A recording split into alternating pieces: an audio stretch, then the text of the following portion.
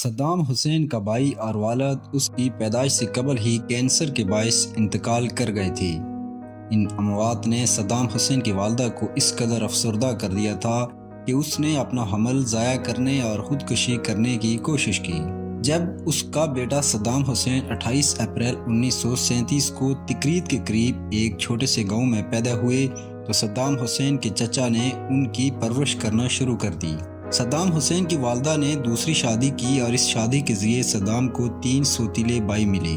سوتیلے والد ابراہیم الحسن نے صدام کے ساتھ سخت ناروا سلوک رکھا، وہ انہیں اکثر مارتے پیٹتے رہتے تھے۔ صدام حسین جب 10 سال کی عمر کو پہنچے تو اپنے گھر سے فرار ہو کر بغداد اپنے چچا کے پاس پہنچ گئے، جہاں صدام حسین نے ایک مقامی اسکول میں داخلہ لے لیا۔ 1957 میں 20 سال کی عمر میں انقلابی عرب بیس پارٹی میں شمولیت اختیار کی۔ اسی دوران صدام حسین ایک اسکول میں استاد کے طور پر اپنی خدمات بھی انجام دیتے رہے۔ بیسی پارٹی کے نظریے کی ابتدا شام سے ہوئی اور اس وقت شام میں بیسی پارٹی کے بہت پیروکار تھے، لیکن عراق میں ان کی تعداد بہت کم تھی۔ انقلابی جذبات عراق اور پورے مشرق وسطیٰ میں اس دوران کی خصوصیت تھے۔ عراق میں ترقی پسندوں اور سوشلسٹوں نے روایتی سیاسی اشرافیہ پر حملہ کیا۔ ساتھ ہی مصر میں جمال عبد الناصر کی پین عرب قوم پرستی نے صدام حسین جیسے نوجوانوں کو بہت متاثر کیا۔ جمال عبد الناصر کے عروج نے 1950 اور 1960 کی دہائی میں عراق، مصر اور لیبیا کی بادشاہتوں کے خاتمے کی پیشگوئی کی۔ جمال عبد الناصر نے 1956 میں سویز بحران کے دوران برطانوی اور فرانسیسیوں سے لڑ کر مصر کو جدید بنایا اور عرب دنیا کو متحد کر کے پورے مشرق وسطیٰ میں قوم پرستوں کو متاثر کیا۔ 1958 میں صدام حسین کی بیس پارٹی میں شمولیت کے 1 سال بعد جنرل عبدالکریم قاسم کی قیادت میں فوجی افسران نے 14 جولائی کے انقلاب میں عراق کے فیصل دوم کا تختہ الٹ دیا۔ اسی سال کے آخر میں بیس پارٹی قاسم کو قتل کرنے کی منصوبہ بندی کر رہی تھی۔ صدام حسین اس آپریشن کا سرکردہ رکن تھا۔ 17 اکتوبر 1959 کو الرشید اسٹریٹ میں قاسم پر گات لگا کر حملہ کرنے کا منصوبہ بنایا گیا، لیکن یہ منصوبہ ناکام ہوا اور قاسم بچ گیا۔ صدام حسین اور ان کے ساتھی ملک چھوڑ کر شام جانے میں کامیاب ہو گئے۔ جولائی 1968 میں صدام حسین نے احمد حسن البکر کی قیادت میں ایک خونخوار بغاوت میں حصہ لیا اور حکومت کا تختہ الٹنے میں کامیاب ہو گئے۔ حکمرانوں کو جلا وطن کر دیا گیا، عارف کو لندن اور بعد میں ترکی میں پناہ دی گئی۔ اگرچہ صدام حسین ابوبکر کے نائب تھے، لیکن پس پردہ پارٹی کے ایک مضبوط لیڈر بن گئے۔ 1968 میں بیس پارٹی کے اقتدار حاصل کرنے کے بعد صدام حسین نے ملک کی استحکام کی طرف توجہ دی۔ صدام حسین سے پہلے عراق سماجی، نسلی، مذہبی اور معاشی خطوط پر تقسیم ہو چکا تھا۔ سنی بامقابلہ شیعہ، عرب بامقابلہ کرد، قبائلی بامقابلہ شہری دڑے بندی عروج پر۔ صدام حسین نے ان سب مشکلات پر نہایت حکمت عملی کے ساتھ قابو پایا اور ملکی معیشت کو بہتر کرنے لگی۔ 1973 کے توانائی بحران کے نتیجے میں تیل کی عالمی قیمتوں میں اضافہ ہوا، جس سے عراق کی آمدنی میں خاطرخواہ اضافہ ہوا۔ صرف چند سالوں کے اندر عراق ایسی سماجی خدمات انجام دینے لگا جس کی مشرق وسطیٰ میں مثال نہیں تھی۔ صدام حسین نے لوگوں کو تعلیم دینے کے لیے مفت تعلیم دینے کا سلسلہ شروع کیا۔ ہر ایک کا علاج مفت ہونے لگا اور کسانوں کو سبسڈی دی جانے لگی۔ ان اقدامات کی وجہ سے صدام حسین اقوام متحدہ کی تعلیمی، سیاسی اور ثقافتی تنظیم کا ایوارڈ حاصل کرنے میں کامیاب ہوئے۔ 1972 میں صدام حسین نے سوویت یونین کے ساتھ 15 سالہ دوستی اور تعاون کے معاہدے پر دستخط کیے، اور رہین کے مطابق یہی وہ معاہدہ تھا جس کی وجہ سے امریکی اسپانسرڈ سیکیورٹی سسٹم پریشان ہوا، جس کے جواب میں امریکہ نے کرد باغی گروہوں کو اسلحہ دیا، لیکن 1975 میں انہیں شکست ہوئی اور انہیں نقل مکانی کرنی پڑی۔ 1976 میں صدام حسین عراقی افواج میں جنرل کے عہدے پر فائز ہوئے اور عراق کا طاقتور حکمران بن گئے۔ پارٹی کے اندر اختلافات رکھنے والے عہدیداران کو الگ کر کے مقدمہ چلایا گیا اور انہیں بعد میں پھانسی دی گئی۔ غیر ملکی مبصرین کا خیال ہے کہ صدام حسین نے اپنے بہت سارے مخالفین کو تلاش کر کے انہیں سزائے موت دے دی گئی۔ عرب دنیا کے ساتھ صدام حسین کے تعلقات اچھے نہیں تھے۔ اس کے علاوہ صدام حسین نے صرف 2 مغربی ممالک کا دورہ کیا تھا، ان میں ایک جرمنی اور دوسرا فرانس کا تھا۔ کہا جاتا ہے کہ صدام حسین نے جیک شیراک کی پارٹی کی مالی معاونت کی تھی اور فرانس کے ساتھ صدام حسین کے قریبی تعلقات تھے۔ صدام حسین نے مصر اور اسرائیل کے درمیان کیمپ ڈیوڈ معاہدے 1979 کی عرب مخالفت کی قیادت کی۔ صدام حسین نے فرانس کی مدد سے 1980 کی دہائی میں عراق کی جوہری افزودگی کا منصوبہ شروع کیا۔ پہلے عراقی ایٹمی ریاکٹر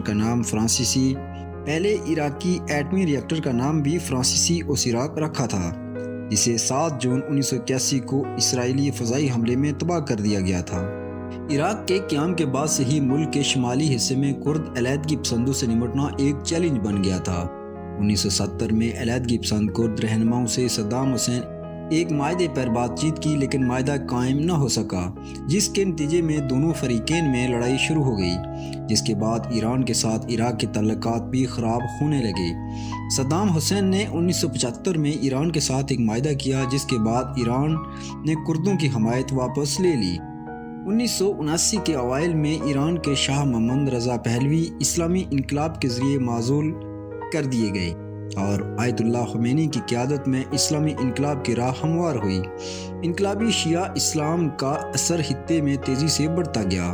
صدام حسین کو خدشہ تھا کہ بنیاد پرست اسلامی نظریات جو ان کی سیکولر حکمرانی کے خلاف ہیں، ان کے ملک کے اندر اکثریتی شیعہ آبادی میں تیزی سے پھیل رہے ہیں۔ صدام اور خمینی کے درمیان 1970 کی دہائی سے تلخ دشمنی بھی تھی۔ خمینی کے اقتدار حاصل کرنے کے بعد دونوں ملکوں کے درمیان شط العرب آبی گزرگاہ کی خود مختاری پر 10 ماہ تک جھڑپیں ہوتی رہیں۔ عراق نے 22 ستمبر 1980 کو باقاعدہ ایران پر حملہ کر دیا۔ دونوں ملکوں میں خونریز جنگ شروع ہو گئی۔ اسی جنگ کے دوران صدام حسین نے کرد علیحدگی پسندوں کے خلاف کیمیائی ہتھیار بھی استعمال کیے، جو ایران کی مدد سے عراق میں شمالی محاذ کھولنے کی تیاری کر رہے تھے۔ کہا جاتا ہے کہ اس کیمیائی حملے کے نتیجے میں 5000 شہری مارے گئے اور 10,000 سے زائد معذور ہو گئے تھے۔ 8 سالہ خونریز جنگ کا خاتمہ ہوا اور تقریباً 5 لاکھ سے زیادہ لوگ اس جنگ میں مارے گئے، جس میں ایران کو زیادہ نقصان اٹھانا پڑا۔ ایران کے ساتھ جنگ کے خاتمے کے بعد عراق کے پڑوسی ملک کویت، جس کے ساتھ دیرینہ تناؤ تھا، کافی گہرا ہوا۔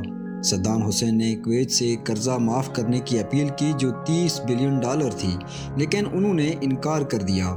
صدام حسین نے تیل پیدا کرنے والے ممالک کو اپنی پیداوار کم کر کے قیمتیں بڑھانے کا کہا تو کویت نے انکار کر دیا۔ صدام حسین مسلسل دلیل دیتے رہے کہ کویت اس کا تاریخی طور پر حصہ ہے اور برطانوی مداخلت کے نتیجے میں الگ ہوا تھا۔ صدام حسین نے اپنی فوج کو کویت کی سرحد پر بھیج دیا۔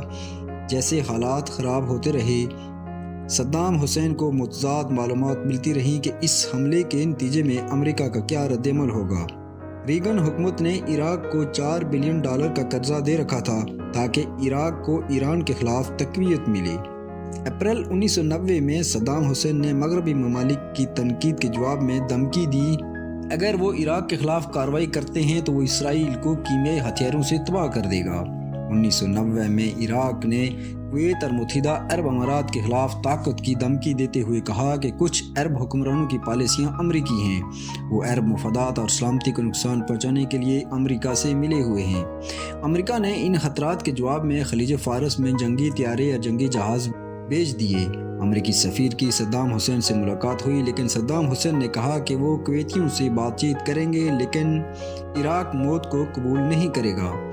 کویتیوں اور صدام حسین کے درمیان مذاکرات ہوئے جو ناکام ہوئے اور صدام حسین نے اپنی افواج کویت میں داخل کر دیں۔ اس طرح واشنگٹن اور صدام حسین کے درمیان کشیدگی بڑھنے لگی۔ امریکہ اور سوویت یونین کے تعاون سے اقوام متحدہ کی سلامتی کونسل نے قرارداد منظور کرتے ہوئے صدام حسین کو کویت چھوڑنے کا حکم دیا۔ امریکی حکام کو تیل سے مالا مال سعودی عرب کے خلاف عراقی انتقامی کارروائی کا خدشہ تھا، جو کہ امریکہ کا قریبی اتحادی تھا۔ چنانچہ بڑے پیمانے پر عراقی سرحد پر امریکی افواج کو تعینات کیا گیا تاکہ عراقی افواج کو گھیر لیا جائے۔ صدام حسین نے سلامتی کونسل کے ڈیڈ لائن کو نظر انداز کیا، چنانچہ امریکہ نے اتحادیوں کی مدد سے عراق پر حملہ کر دیا اور 1991 میں عراق کی افواج کو کویت سے نکال دیا۔ تقریباً 1,75,000 عراقیوں کو قید کیا گیا اور ہلاکتوں کا تخمینہ 85,000 سے زائد کا لگایا گیا۔ بین الاقوامی برادری کے بہت سے ارکان، خاص کر امریکہ، صدام کو ایک ظالم کے طور پر دیکھتے رہے، جو خطے کے استحکام کے لیے خطرہ تھا۔ جارج ڈبلیو بش نے ایران، عراق اور شمالی کوریا کو بدی کا محور کہا تھا اور اعلان کیا کہ وہ عراقی حکومت کو گرائیں گے کیونکہ اس کے پاس بڑے پیمانے پر تباہی پھیلانے والے ہتھیار ہیں۔ 20 مارچ 2003 کو امریکا نے باقاعدہ طور پر عراق پر حملہ کر دیا اور عراقی حکومت اور فوج کا خاتمہ کر دیا۔ 9 اپریل کو بغداد فتح ہوا اور صدام حسین چھپ گیا۔ صدام حسین کو امریکی مطلوبہ افراد کی فہرست میں پہلے نمبر پر رکھا گیا۔ جولائی 2003 میں صدام حسین کے بیٹے عہدے اور ان کے 14 سالہ پوتے مصطفیٰ امریکی افواج سے 3 گھنٹے کی لڑائی میں مارے گئے۔ 13 دسمبر 2003 کو آپریشن ریڈ ڈاؤن میں صدام حسین کو تکریت کے قریب ایک فارم ہاؤس سے برآمد کیا گیا اور ایک امریکی اڈے پر لے جایا گیا۔ بعد میں صدام حسین پر مقدمہ چلایا گیا اور انہیں اس مقدمے میں پھانسی کی سزا دی گئی۔ صدام حسین کی خواہش تھی کہ انہیں فائرنگ اسکواڈ سے سزائے موت دی جائے، لیکن صدام حسین کو 30 دسمبر 2006 کو پھانسی گھاٹ لے جا کر پھانسی دے دی گئی۔